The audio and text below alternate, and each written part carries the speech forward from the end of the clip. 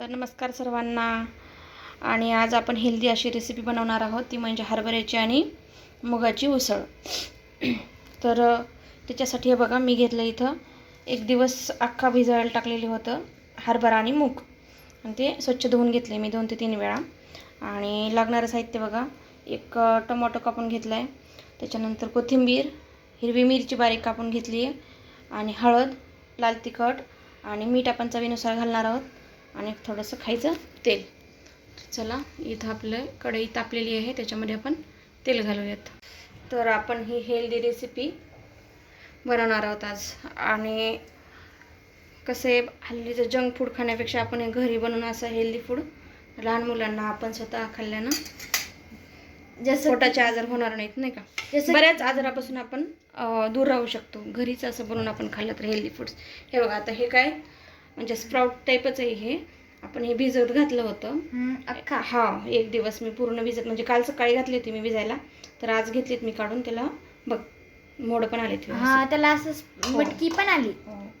तर हे आपण लाल तिखट, हिरवी मिरची घालतो, तर त्याच्यानंतर टोमॅटो.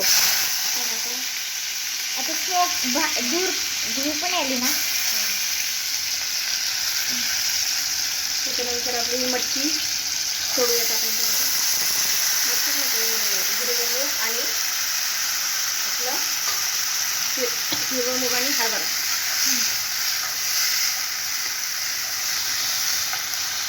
ओके, तर याच्यात आपण थोडीशी हळद घालूया.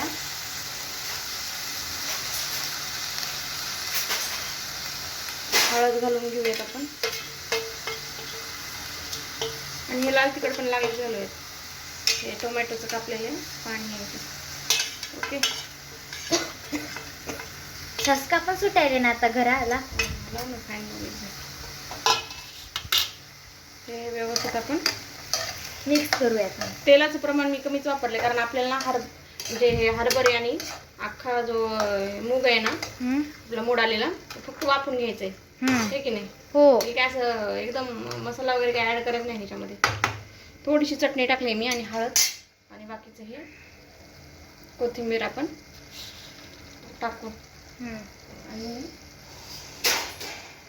थोडा वेळ आपण वाफून घेऊयात, एक 5 ते 10 मिनटं आपण मीडियम फ्लेमवर वाफून घेऊयात.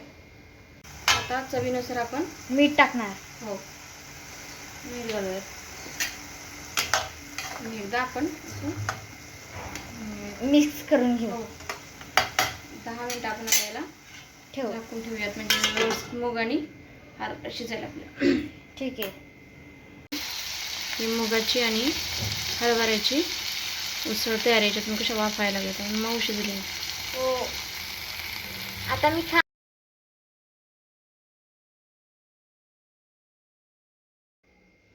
ही उसळ हरभऱ्याची आणि मुगाची तयार आहे. बघ किती हेल्दी आणि टेस्टी. हो, बाहेरचं खाण्यापेक्षा कधी पण आपलं घरचं बनवून खाल्लेलं चांगलंच आहे, की नाही. हो, तर अशाच नवीन नवीन रेसिपीज आपण टाकणार आहोत. त्याच्यासाठी लाईक आणि सबस्क्राईब करणं गरजेचंच आहे. विसरू नका.